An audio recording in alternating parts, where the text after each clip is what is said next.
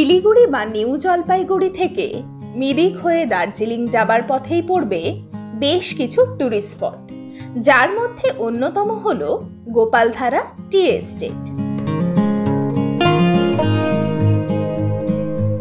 New Jalpaiguri থেকে গোপালধারা টি এস্টেটের দূরত্ব প্রায় ৬৮ কিলোমিটার।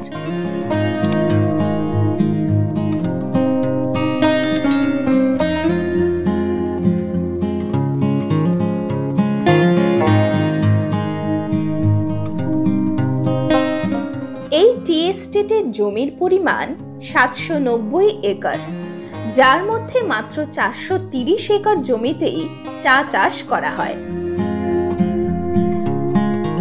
অসংখ্য গোল গোল ঢিপিতে চা চাষ করা হয় এখানে। এই রকম গোল ঢিপির আধিক্যের জন্যই অনেকে এই জায়গাটিকে গোল পাহাড় ভিউ পয়েন্টও বলে থাকেন।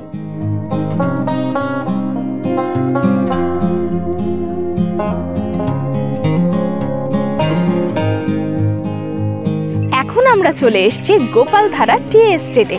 চারিদিকে দেখো মেঘে ভরে গেছে, অসাধারণ সুন্দর একটা টি বাগান।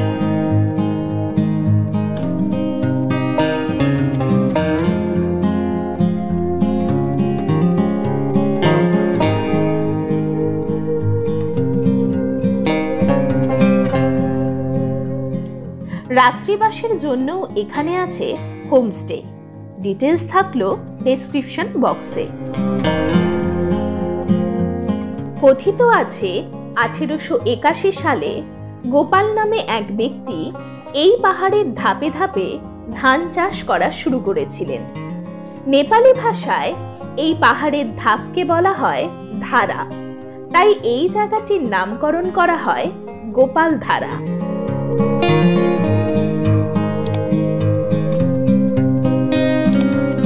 এই ভিউ পয়েন্টটার নাম হচ্ছে গোল পাহাড়।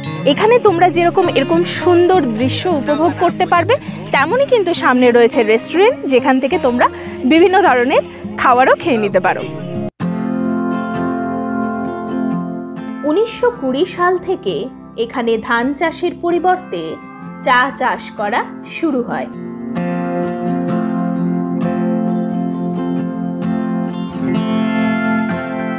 সবুজ চা বাগানের অপরূপ সৌন্দর্য আপনাদের মুগ্ধ করবেই।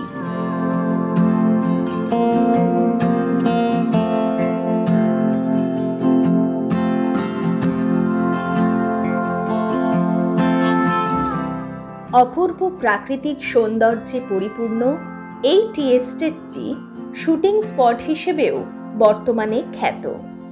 অনেক বাংলা ও হিন্দি সিনেমার শুটিং হয়েছে এই চা বাগানে।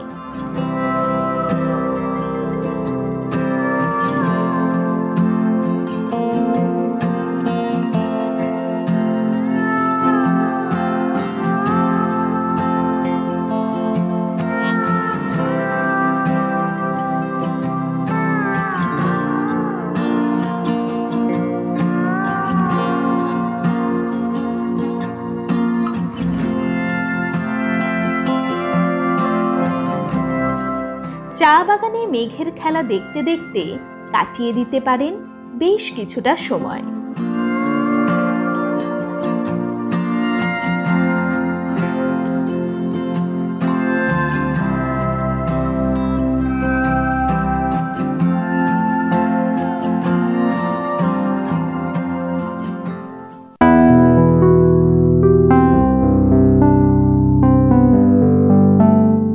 এনজেপি থেকে দার্জিলিং যাবার সময় বা দার্জিলিং থেকে এনজেপি ফেরার পথে অবশ্যই একবার ঘুরে যেতে পারেন এই অপূর্ব সুন্দর চা বাগান গোপালধারা থেকে।